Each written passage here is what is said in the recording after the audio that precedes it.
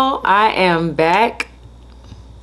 Welcome to Kyria Review. I'm Kyria and I'm back for another review of American Horror Story. This is the finale for part 1 of American Horror Story season 10 double feature, and y'all might be a little disappointed at this review because I did not care for this last episode for part 1, and it's so disappointing because I loved part 1 so much in the first couple episodes, so it was kind of disappointing this finale for Red Tide, I believe that it's called, and the name of this episode is Winter Kills. This was the 6th episode in season 10, and it basically wrapped up part 1 of season 10, and I'm just gonna get into it. So before we do that, like this video, subscribe. Oh my gosh, how can I forget?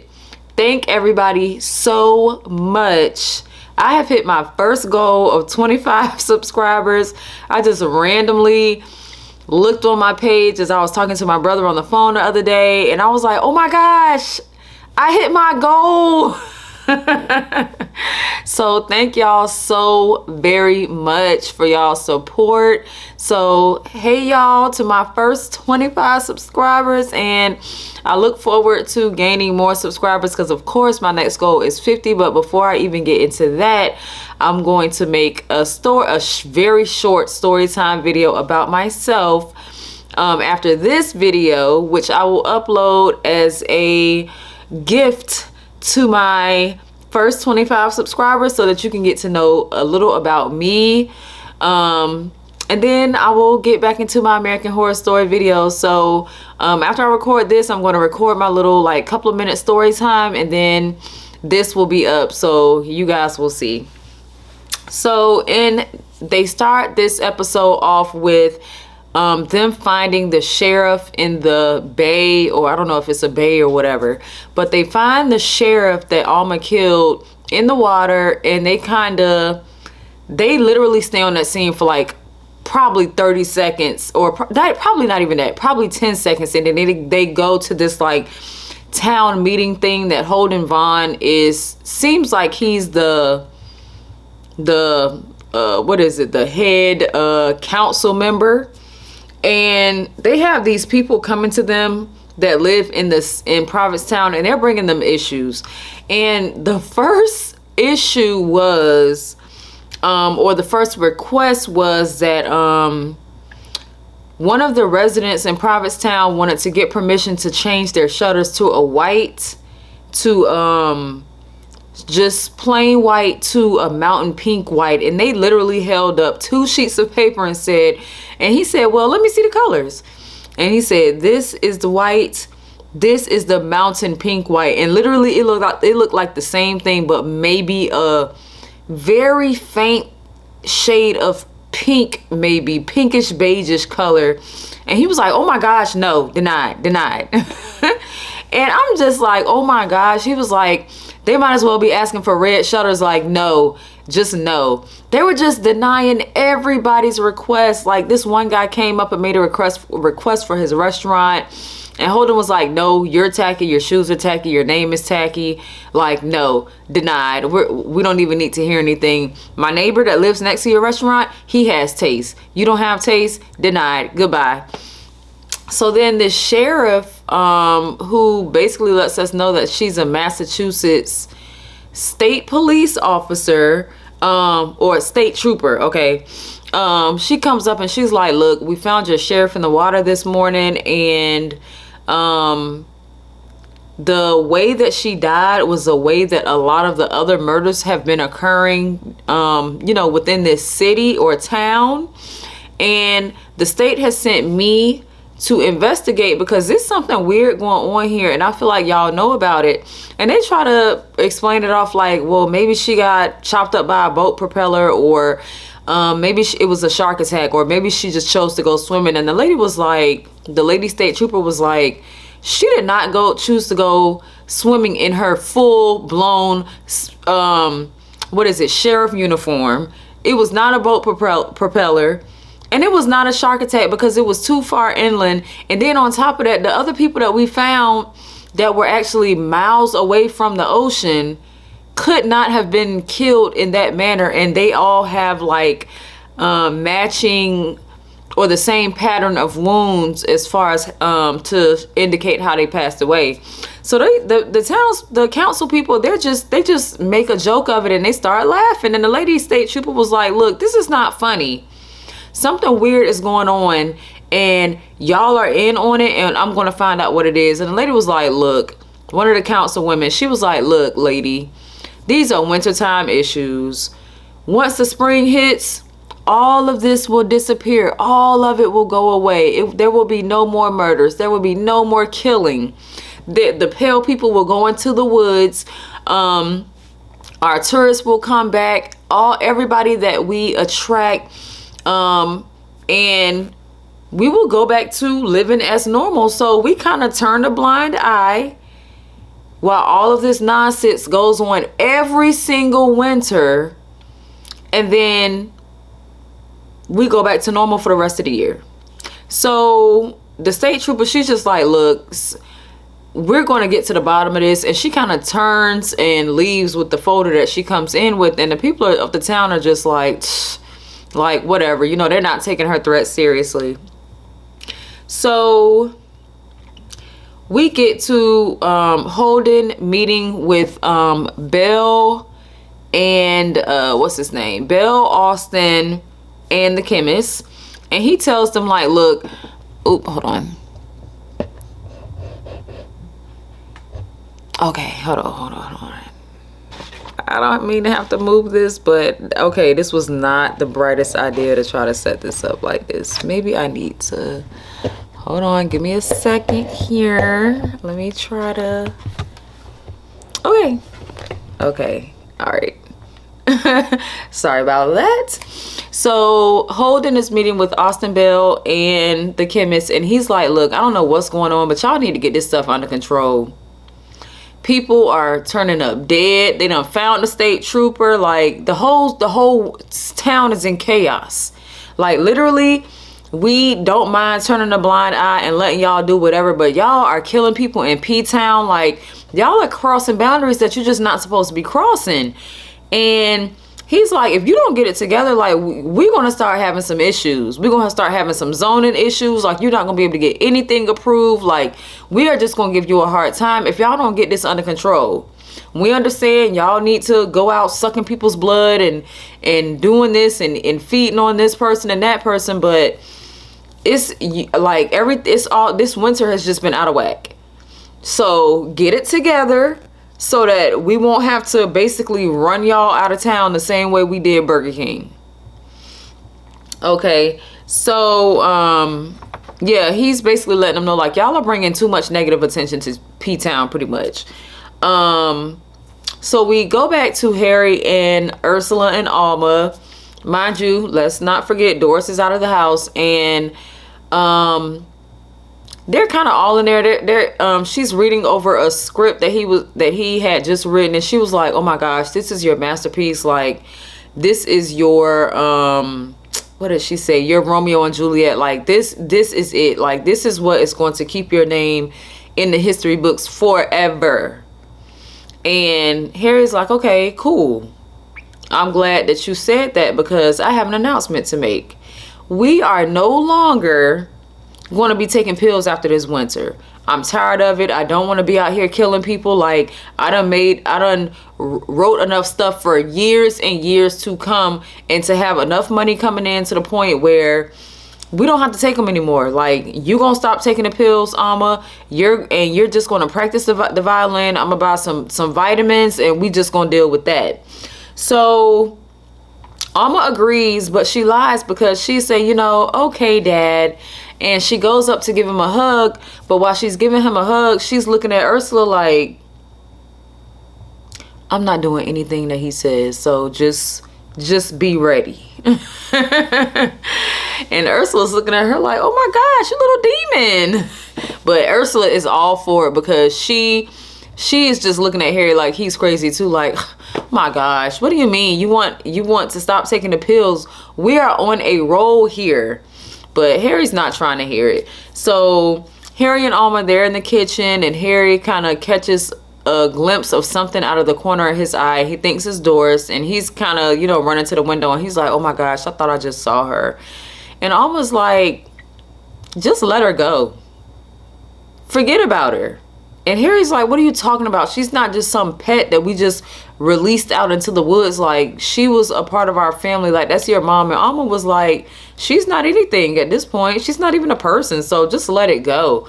And Harry's just like, look, you got to chill out with that. Like, I still have memories with her. Like, if it, like, I guess maybe to him, he, you know, if it were real life, he probably would be thinking like, girl, you wouldn't even be here without her. And you just like, just forget her. Like, you're here now. The baby's here now. Just let her go.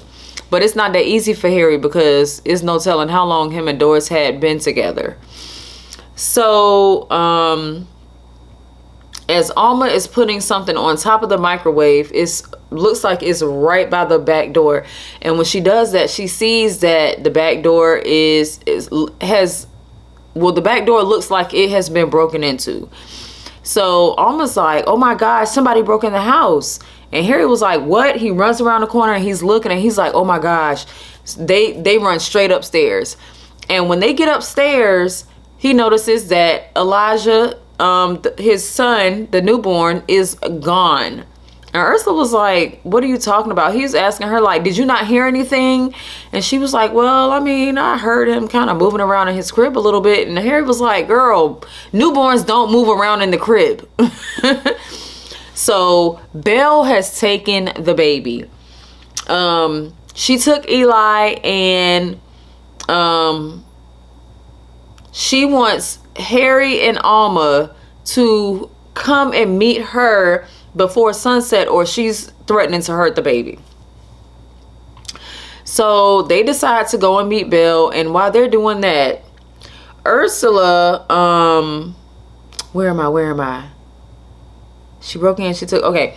So Ursula goes to the cemetery to plead with the Pale people to try this new and improved pill. And she goes on this long monologue about Lawrence Fishburne. And I was like, girl, stay in your lane. Because I like a lot of Lawrence Fishburne movies, okay? What's Love Got to Do With It is one of my favorite movies. So I was like, Ursula, you kind of treading on thin ice. Like, I understand the analogy that you're trying to use, but I mean, come on now. It kind of came together in the end, but when she first said something about Lawrence Fishburne, I was like, wait a minute now.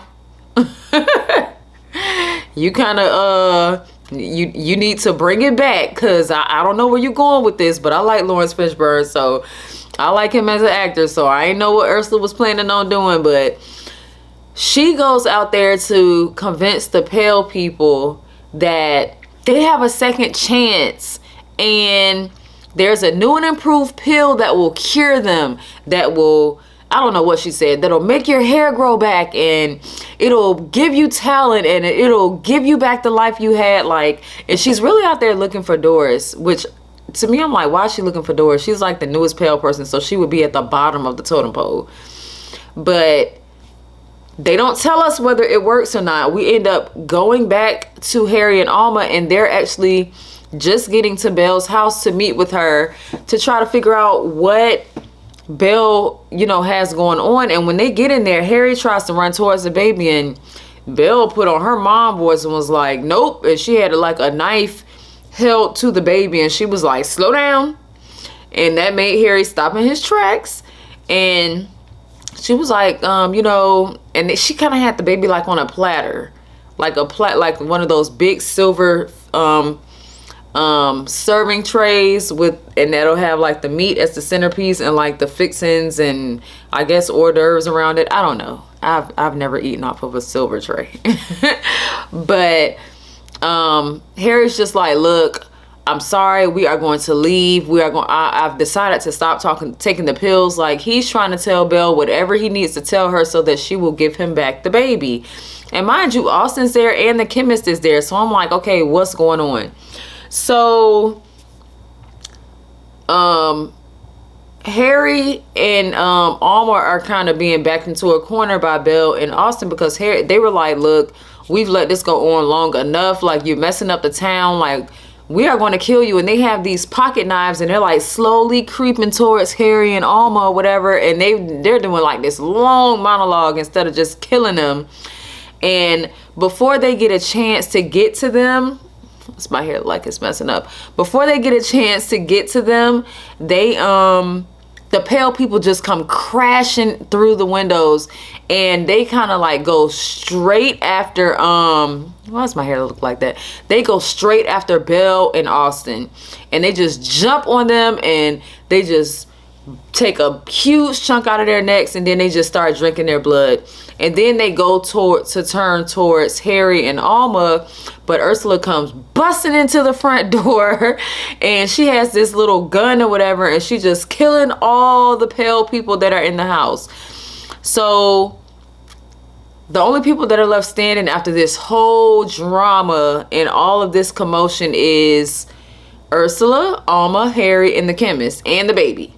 So almost like, basically, I can't remember exactly what she said, but she's like, you know what, like, whatever she says to Harry, like, he leans down to give her a hug, and Alma was like, I'm sorry, but I can't let you stop me. And she takes off her caps, and she ends up biting Harry on the neck and killing her dad. So while all of this is going on, because during the commotion, the chemist ran and grabbed the baby and ran and hid in the back room. So Alma ends up killing Harry, and the chemist comes back out, and she's talking to Ursula like so calm to basically kind of allude to the fact that they were both in on this. I keep fixing my hair. They are both in on this scheme to get have Belle, Austin, and Harry be killed pretty much. So the chemist ends up revealing like, okay, so the original pills actually ended up having an effect where the users that did not turn into pale people ended up turning on each other. So I guess that I don't know if they're trying to use that to explain why Karen killed Mickey, and then Belle and Austin were going to kill Harry, and like Doris was going to, I guess, kill, I don't know. I'm not even going to try to rationalize it. So they're like, so do you think the police would really go for this story that Harry was like some drugged out Hollywood personality that came here and just caused this whole commotion and killed all these people, and then he was killed in the end? So since they ended up making it back to California, I'm assuming that they fell for it, and Ursula and the chemist end up working together, and they take the baby and Alma with them back to Hollywood. So they go to Hollywood, and the chemist is giving, okay, I'm just going to tell it like it is, and I'm going to give my thoughts after. So the chemist, they move back to Hollywood, and the chemist is giving the black pill to racist cops that she has their names on this list, that they're in this, of cops who are in this organization, but they are proven to have some sort of racial issues, and to basically they have proven to be racist on some level. Okay. So now Alma is living with the chemist and Ursula, and it's funny because I'm like, okay, first she was living with two people she could control, but now she's living with two people that she can't control, and they're all working together.